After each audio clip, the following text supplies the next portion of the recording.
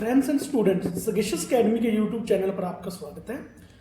आज हम आपके साथ डिस्कस करेंगे कि ओनियन प्राइसेस हैं, जो प्याज के प्राइसेस हैं, वो मार्केट में क्यों बढ़ रहे हैं, इनके पीछे क्या रीज़न है और गवर्नमेंट ने इतने एफर्ट्स लिए हैं, वो इतने एफर्ट्स किए हैं, जैसे एक्सपोर्ट ड्यूटी लगाई है, मिनिमम एक्सपोर्ट प्राइस सेट किया है और डोमेस्टिक मार्केट में ओनियन के प्राइसेस को स्टेबल करने के लिए, जहाँ ओनियन की अवेलेबिलिटी को बढ़ाने के लिए गवर्नमेंट ने बड़े एफर्ट्स किए हैं। बट आफ्टर ऑल फिर भी प्राइस ये बार बार राइज ही कर रहे हैं, ज़्यादा ही हो रहे हैं प्याज के प्राइसेस। तो इस पर हम डिस्कशन करेंगे, देखते हैं क्या है इसमें। तो हम देखते हैं कि कई वर्चुअल बैन लगाए हैं, कई एक्सपोर्ट बैन लगाए हैं, बफर स्टॉक भी क्रिएट किया है नाफेड के साथ और एक्सपोर्ट ड्यूटी लगाई है गवर्नमेंट ने और मिनिमम एक्सपोर्ट प्राइस सेट किया है। बट फिर भी मोस्ट ऑफ जो सिटीज़ है वहाँ पे ओनियन के प्राइसेस लगभग 80 रुपीज़ पर केजी चल रहे हैं, ठीक है ना। और फर्दर अब ये भी लग रहा है कि आने वाले टाइम में ये प्राइसेस और भी ज़्यादा बढ़ सकते हैं, ये भी चल रहा है, ठीक है ना। हम यहाँ पे ये डिस्कस करने यानी गवर्नमेंट के इतने कर्ब्स लगाने के बाद, इतने इनिशिएटिव लेने के बाद गवर्नमेंट इन प्राइसेस को कंट्रोल क्यों नहीं कर पाई। तो देखते हैं हम गवर्नमेंट ने किया क्या है। पहले तो हम देखते हैं कि गवर्नमेंट ने पिछले कुछ महीनों में ऐसे रिपीटेड मेजर्स लिए हैं ताकि वो ओनियन के प्राइसेस को, प्याज के प्राइसेस को कंट्रोल कर सके। जैसे अगस्त 2023 में एक्सपोर्ट ड्यूटी लगाई थी। एक्सपोर्ट ड्यूटी का यहाँ पे ये मतलब होता है कि अगर आप इतने प्याज एक्सपोर्ट करने जा रहे हो, किसी दूसरे देश को बेचने जा रहे हो, तो उस पर एक्सपोर्ट ड्यूटी लगेगी, आपको 40% टैक्स देना पड़ेगा, जब एक्सपोर्ट ड्यूटी देनी पड़ेगी। ताकि ये इसका क्या पर्पस था कि आपको 40% क्यों, पहले तो कम होती थी 20 या 15 के करीब होगी। सरकार चाहती थी कि जो हमारे ओनियन ट्रेडर्स हैं, जो हमारे प्याज को ट्रेड करने वाले लोग हैं, वो प्याज अपना दूसरे देशों को ना बेचें और हमारे इंडिया में ही प्याज रहे, ताकि इंडिया में डोमेस्टिक मार्केट में प्याज की उपलब्धता बढ़े और यहाँ पे प्राइस थोड़े कम हो जाए। बट फिर भी थोड़े टाइम के लिए तो क्या हुआ है, इस एक्सपोर्ट ड्यूटी के बाद अगस्त 2023 में 40% एक्सपोर्ट ड्यूटी लगाएगी। इसके बाद थोड़े टाइम तो एक्सपोर्ट के पाइपलाइन में तो मतलब एक्सपोर्ट थोड़े कम हुए, ठीक है। बट फिर भी जो इसके प्राइसेस हैं, जो इसके अपने प्याज के प्राइसेस हैं, फिर भी होलसेल तथा रिटेल मार्केट में ये प्राइस राइज कर दें। जब हम बड़े लेवल पे मार्केटिंग करते हैं किसी चीज़ को, उसको होलसेल पे बोला जाता है। जब हम consumer to consumer direct marketing करते हैं किसी कमोडिटी की, उसको रिटेल मार्केट बोला जाता है। तो थोड़े टाइम के लिए तो इसमें एक्सपोर्ट में थोड़ी सी कमी आई, मतलब प्याज का जो एक्सपोर्ट लोगों द्वारा किया जा रहा था दूसरे देशों के साथ, उस पर थोड़ा रोकथाम लगा। बट लॉन्ग टर्म में क्या हम देख रहे हैं कि फिर भी होलसेल और रिटेल प्राइसेस हैं जो प्याज की, वो अभी भी एस्केलेट कर रही हैं, अभी भी बढ़ रहे हैं, वो रुक नहीं रहे हैं। तो यहां पर हम देखेंगे फिर एक अक्टूबर 28 को गवर्नमेंट ने एक और मतलब इनिशिएटिव लिया कि इन्होंने मिनिमम एक्सपोर्ट प्राइस सेट कर दिया।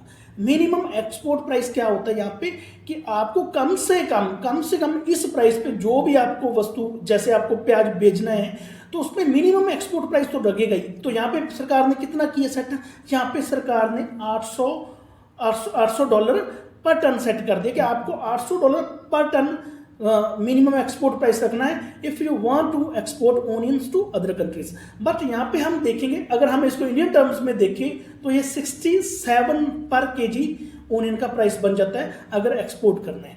तो मतलब अगर कोई दूसरे देश वाला पर्सन हमारे से ओनियन खरीदेगा तो उसको 67 रुपीज पर केजी पड़ेगा, ठीक है।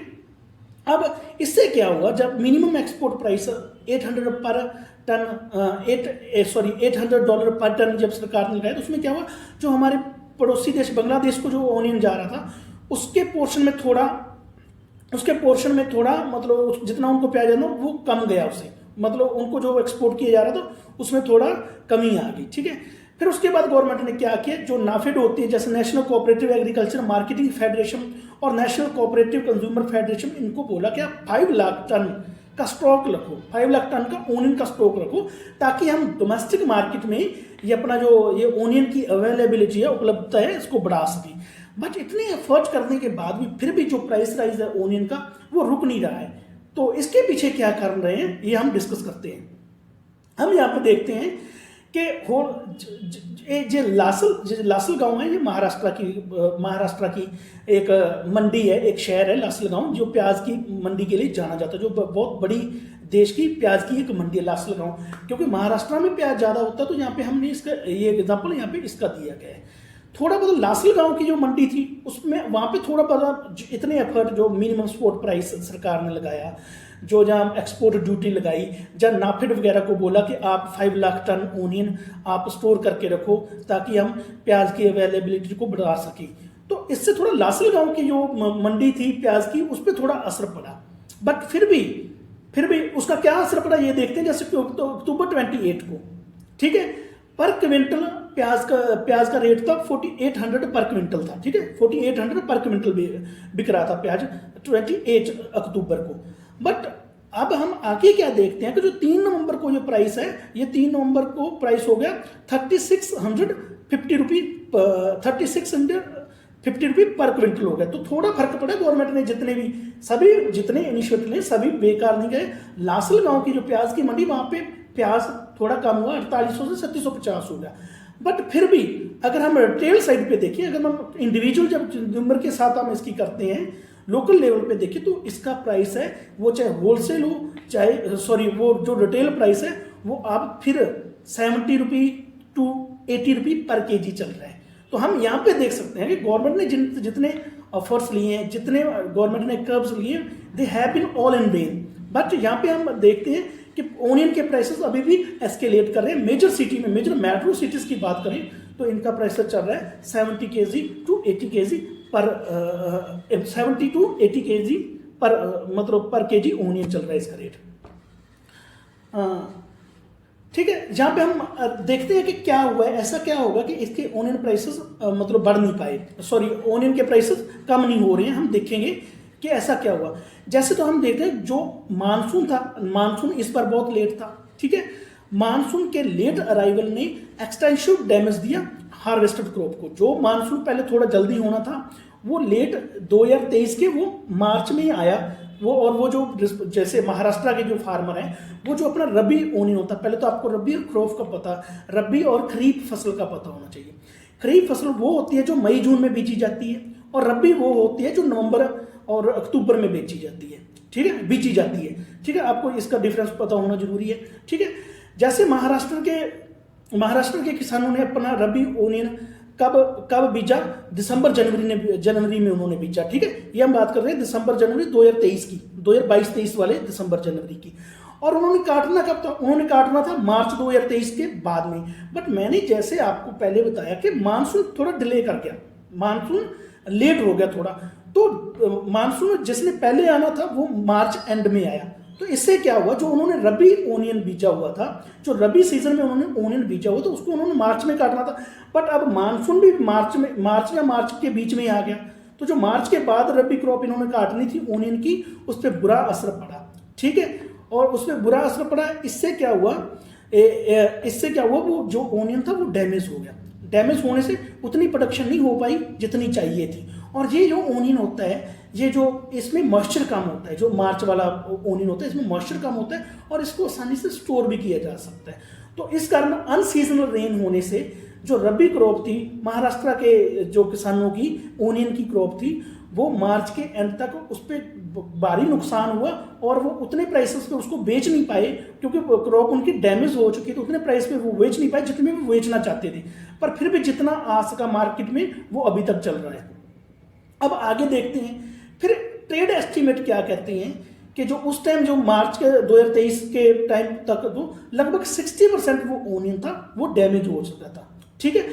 लगभग 60% स्टोरेज का जो ओनियन था वो डैमेज हो चुका था, और बाकी का थोड़ा बहुत जो बचा था वो उन्होंने मतलब स्टोर हाउस में जमा करवा दिया, स्टोर करवा दिया लोगों ने। और कई जगह तो फार्मर्स ने क्या किया, उनको थ्रो अवे प्राइसेस में बेचा। थ्रो अवे प्राइसेस का मतलब क्या होता है कि जो सही रेट ना हो, बिल्कुल कम रेट हो, उन प्राइसेस पे बेचा उन्होंने मई अप्रैल में, ठीक है। फिर डिलेड मानसून का आगे भी फर्क पड़ता है। जैसे जून में खरीफ क्रॉप में जैसे बीजा जाना था प्याज, खरीफ क्रॉप में बीजा जाना था प्याज, ठीक है। तो वो जो जून में बीजा जाना था प्याज, खरीफ सीजन में बीजा जाना था, वो मार्केट में अक्टूबर में आ जाना था, मतलब इस टाइम तक आ जाना था, अक्टूबर तक, ठीक है। बट फिर भी क्योंकि मानसून लेट था तो उसके साथ क्या हुआ, जो लेट खरीफ क्रॉप थी उसको भी थोड़ा, उसमें भी थोड़ा डिले हो गया, और जो इवन तो जो जून में बीजी जानी थी वो भी डिले हो गया, ठीक है, और जो लेट खरीफ क्रॉप नॉर्मली सितंबर में बीजी जाती है वो भी लेट हो गया। यहाँ पे हम क्या कहना चाह रहे हैं आपको कि जो खरीफ क्रॉप का ओनियन था, खरीफ सीजन का ओनियन था, वो अभी तक मार्केट में नहीं आया, वो डिलेड है। हाँ, कुछ पार्ट में आ गया, जैसे लसलगांव के मंडी में पहुंच चुका है, बट वो ऑल ओवर इंडिया में वो अभी रीप नहीं किया, ऑल ओवर इंडिया में नहीं पहुंचा, तभी प्राइस, ये जो रबी जो क्रॉप थी जो पहले पीछे दिसंबर या जनवरी में बीजी गई थी, वही है जो ओनियन हम आज हमारे पास पहुंच रहे हैं, वही है, तभी उसके प्राइसेस ज्यादा है, ठीक है। यहाँ पे हम देखते हैं कि जो प्रेजेंट वाला ओनियन है मार्केट में, वो रबी जो जनवरी मतलब 2023 में बीजा गया था, या दिसंबर 2022 में बीजा गया था, वो वाली क्रॉप अभी मार्केट में चल रही है। और जो सप्लाई चेन मिसमैच हुआ है, क्योंकि हमें रबी ओनियन तो अभी तक मिल रहा है, बट जो खरीफ का जून जुलाई वाला आना था वो अभी तक हमें नहीं मिल रहा है। वो कहीं जैसे कई मार्केट में तो पहुंच गया, पर पूरे देश में वो पेनिट्रेट नहीं किया है। तो इसी कारण जब सप्लाई चेन जो मिसमैच हुआ है तो तभी इसके प्राइसेस बढ़ रहे हैं। और किसान क्या कर रहे हैं, किसान क्या कर रहे हैं, जो उनका स्टोर किया हुआ है, जो उनका स्टोर किया हुआ प्याज है, पुराना रबी सीजन वाला प्याज है, उसको बेचने की कोशिश कर रहे हैं। और जो उनके पास अगर नया किसी किसान के पास आ भी गया है तो उसको वो स्टोर करने की कोशिश कर रहे हैं, उसको वो मार्केट में लेके नहीं आ रहे हैं। जैसे हम यहाँ पे देखते हैं जो लसलगांव की मार्केट है, वहां पे जो खरीफ ओनियन है, खरीफ सीजन में जो बीजा जाने वाला प्याज है, वो वहां पे आना शुरू हो गया है, बट वो इतनी मात्रा में नहीं आ रहा है ताकि वो प्राइस पे थोड़ा असर डाल तक सके, ताकि वो प्राइस को थोड़ा कम कर सके, इतनी बड़ी मात्रा में नहीं आ रहे। ऑन एन एवरेज जो मार्केट में जो प्याज आ रहा है लसलगांव मार्केट में, जो वो 10 से 50 क्विंटल आ रहा है, ठीक है। और जो ओल्ड स्टॉक है जो प्याज का, वो जो दिसंबर जनवरी 2022 वाला 23 वाला है, जनवरी दिसंबर 2022 और जनवरी 2023 में जो बीजा गया था, जो मार्च में काटा गया था, ठीक है, उसका स्टॉक अभी भी बहुत सारा पड़ा हुआ है। तो फार्मर्स क्या करते हैं कि अपने ओल्ड स्टॉक को ही बेचने की कोशिश कर रहे हैं, और जो न्यू क्रॉप आनी है वो अभी आनी है। तो यहाँ से हमें एक ये पता लगता है कि आने वाले टाइम में अब नवंबर एंड में प्राइसेस जो इसके हैं प्याज के, वो थोड़े कम आ जाएंगे, क्योंकि अभी तक हम रबी सीजन वाले ओनियन का ही यूज कर रहे हैं, जब रबी सीजन वाले ओनियन ही खरीद रहे हैं। हाँ, जो जून जुलाई में बीजा गया था, जो अक्टूबर तक अब तक आ जाना चाहिए था, उसको हम नहीं खरीद रहे हैं। जब वो प्याज हमारी मार्केट में आ जाएगा तो आने वाले टाइम में प्याज के प्राइसेस थोड़े कम हो जाएंगे। तो ये हमने आपके साथ डिस्कस किया कि क्या वे हद है, क्या होगा। देखो, सरकार ने बहुत इनिशिएटिव लिए हैं, बट फिर भी सरकार इन प्राइसेस को रोक नहीं पाई है। बट अब हम अगर नेचुरल हम इसका तरीका ढूंढें, नेचुरल वे से देखें, तो आने वाले टाइम में प्याज के प्राइसेस कम हो सकते हैं, क्योंकि खरीफ क्रॉप जो ओनियन की खरीफ क्रॉप है वो आ जाएगी मार्केट में। Thanks for being with us. ये हमारी आपके लिए एक वीडियो थी।